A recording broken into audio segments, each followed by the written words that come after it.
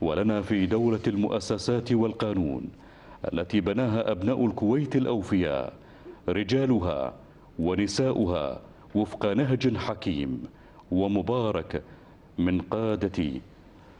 من قيادة حضرة صاحب السمو أمير البلاد الراحل الشيخ نواف الأحمد الجابر الصباح رحمه الله، التي تحدث عنها القاصي والداني لهذا القائد الحكيم.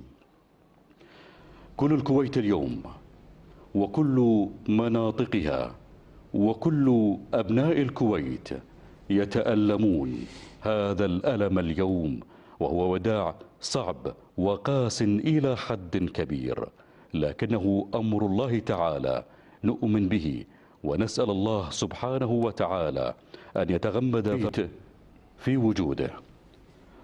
لقد شارك الأمير الراحل والذي يحمل على الأكتاف الآن، لقد شارك وأسس دعائم الكويت وحقق مبتغاها. تودعك الكويت اليوم يا سيدي يا أبي يا أميري، وهي تسأل الله العلي القدير أن يسكنك جنة الفردوس. اليوم يا سيدي ويا والدي شاكرين. دموع غالية، دموع غالية من أمير البلاد الشيخ مشعل الأحمد الجابر الصباح على عضيده الراحل الشيخ نواف الأحمد الجابر الصباح. وكيف لا تبكي يا سيدي يا صاحب السمو، والفقيد الكبير هو نواف الأحمد. رحمك الله يا أمير القلوب، رحمك الله أيها الوالد الحنون.